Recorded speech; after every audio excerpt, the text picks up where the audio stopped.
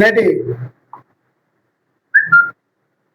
శీర్షిక 49వ వారం భాగంగా జ్ఞానాన్ని బోధించడంలో సామాజిక న్యాయం నేటి అవసరం.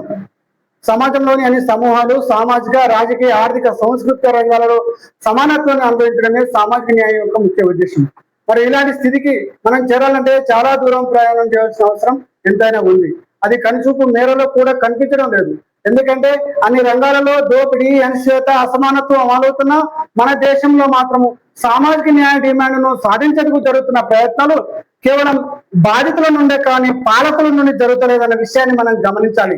పైగా పీడితుల, అణచబడిన, బాధిత సమూహాల కుటుంబాల నుండి వస్తున్న సామాజిక న్యాయ డిమాండ్ను అణిసివేసే కార్యక్రమం బహిరంగంగాను రహస్యంగాను జరుగుతూనే ఉందన్న విషయాన్ని కూడా మనం గమనించాలి. పైగా ఈ దేశ సమాజము కులాల సమూహం. ఇక్కడ ప్రజలు కుల వ్యవస్థ ఆర్య, వైశ్య, క్షత్రియ, శూద్రులు విభజించింది. మరి ఆర్యులు దేవునికి, మిగతా సమాజానికి సమాధానకర్తలే ఉంటారు. మరి వైశ్యులు వ్యాపారం చేయాలి, క్షత్రియులు రాజ్యరక్షణ కోసం యుద్ధాలు చేయాలి. మిగిలినటువంటి 4వ వర్ణం శూద్రులు. వీరు పై 3 వర్ణాలకు కావాల్సిన అవసరాలను చేకూరుస్తూ వీరు భౌతిక శ్రమకు మాత్రమే పరిమితం కావాలి. ఇది మన దేశం యొక్క ఐదవ నీతి సిద్ధాంతం. దీనిని మనువు అని దుర్మార్గుడు ప్రవేశపెట్టి దీనికి దైవత్వాన్ని కూడా ఆపాదించడంతో ఈ విభజన పైకి కనిపించకుండా అందరిలో సజీవంగా ఉండి తన వికృత స్వరూపాల ద్వారా అన్ని రకాల పురోగతులను నేటికి అడ్డుకుంటూనే ఉంది. సొంత మనుషులను అంటరాని వారిని చేసి అవమానించి వారిని పశువుల కన్నా హీనంగా చేసింది ఈ సంస్కృతి. వారికి కూడుకు, గుడ్డకు, గూడుకు, నీడకు లేకుండా చేసింది ఈ సంస్కృతి.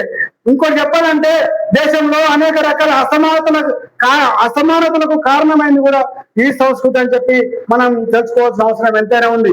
అందుకే డాక్టర్ బాబాసాహెబ్ అంబేద్కర్ ఈ సమాజాన్ని ఒక అంతస్తు నుండి మరొక అంతస్తుకు నెట్లు లేని 4 అంతస్తుల భవనంగా తీర్చిదిద్దడం జరిగింది. అది ఎలా అంటే పుట్టే ప్రతి మనిషి ఏదో ఒక కులంలో పుట్టవలసిందే. అప్పుడు ఆ కులాన్ని బట్టి అతని వ్యక్తిత్వం, అంచనా, విలువలు ఏర్పడతాయి. అప్పుడు ఆ కులం విలువలతోనే పెరగడం, ఆ కులం విలువలతోనే బ్రతకడం, ఆ కులం విలువలతోనే చావడం అనేది జరుగుతుంది.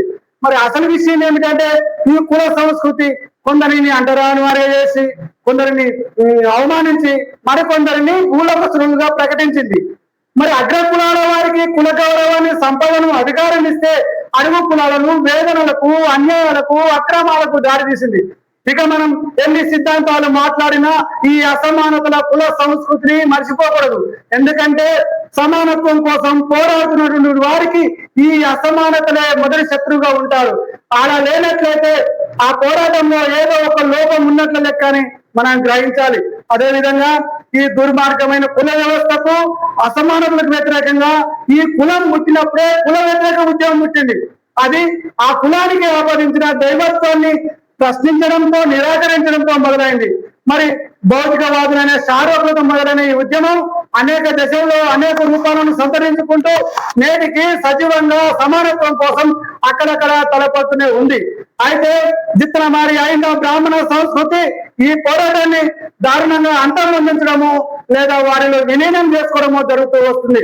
దానికి ఉదాహరణగా మరి బుద్ధుడిని విష్ణువు 11వ అవతారంగా ప్రచారం చేయడం జరిగింది. అదేవిధంగా అంబేద్కర్ ని బాల్దాకరలో ఉత్తమ బ్రాహ్మణునిగా ప్రచారం చేయడం జరిగింది. అదేవిధంగా ఇంకో మాట చెప్పాలంటే వికేఆర్ అనే వ్యక్తి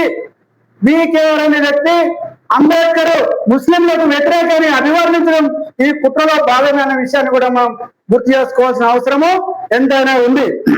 అదేవిధంగా మరి శారోకులతో మరి సమానత్వం కోసం పోరాడిన వారు శారోకులు అయితే మరి గౌతమ బుద్ధుని కాలం వచ్చేసరికి రూపం మారింది. బుద్ధుడు తన పోరాటానికి మధ్య మార్గాన్ని ఎంచుకున్నాడు. బుద్ధుడు దైవత్వాన్ని గురించి చర్చ చేయలేదు. బుద్ధుడు మానవుణ్ణి కేంద్రంలో చేసుకొని మానవ శ్రేయస్సే పరమవాదిగా సాగిన గౌతమ బుద్ధుని పోరాటము కుల అంటరానితనము, స్త్రీ అణిసివేత, బానిసత్వానికి గొడ్డలి పెట్టలాంటి బ్రాహ్మణీయ సంస్కృతిపై మొట్టమొదటి తిరుగుబాటు చెంద ఎగరేసిన బుద్ధుడిని అనేక అవాకులు, చవాకులు, కట్టుకథలని భౌతికంగా భారతదేశంలో బౌద్ధాన్ని లేకుండా చేయగలిగింది బ్రాహ్మణ సంస్కృతి. కానీ 1956లో అంబేద్కర్ బ్రహ్మదీక్షతో మళ్ళీ బౌద్ధం చిగురించింది. మరి బుద్ధుని తర్వాత సామాజిక న్యాయ ఉద్యమము భక్తివాద రంగంలో కొనసాగింది. మరి కేరళలో నారాయణగుడు, కర్ణాటకలో బసవేశ్వరుడు, ఆంధ్రప్రదేశ్ లో పోతులూరి వీరబ్రహ్మం, కబీర్ లాంటి భక్తివాద ఉద్యమకారులు అందరూ సమానమని విస్తృతంగా ప్రచారం చేయడం జరిగింది. కానీ ఈ భక్తివాద ఉద్యమం లక్ష్య సాధనలో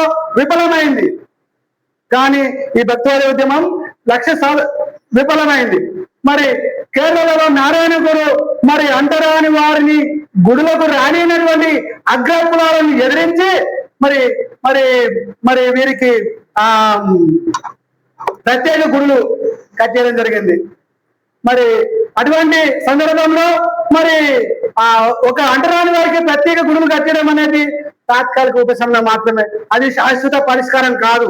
ఎందుకంటే ఒక టైఫాయిడ్ వ్యాధిగ్రస్తుడు అన్నం తింటే కలిగే సంతృప్తి ఎలాంటిదో మరి అంటరాని వారికి కూడా ప్రత్యేక గుడులు కట్టడం అలాంటి తాత్కాలిక ఉపశమనాన్ని కలిగిస్తుంది. కానీ అగ్రకుల బ్రాహ్మణీయ దురంకరాన్ని ధిక్కరించి ప్రత్యామ్నాయాన్ని ప్రవేశపెట్టడాన్ని తప్పక స్వీకరించాల్సిందే. ఎందుకు అంటే అది అప్పటి చైతన్య స్థాయి. అదే పోతులూరి వీరబ్రహ్మం ఒక మాలిక కక్కనని, ఒక దూరంగ సిద్ధప్పని గంట కట్టుకొని ఊరూర తిరుగుతూ అందరూ సమానమని విస్తృతంగా ప్రచారం చేయడం జరిగింది. కానీ ఈ భక్తివాద ఉద్యమం లక్ష్య సాధనలో విఫలమైంది. నేడు వేద బ్రాహ్మణ పురోహితులు వీరి చుట్టూ చేరి వీరు అవతార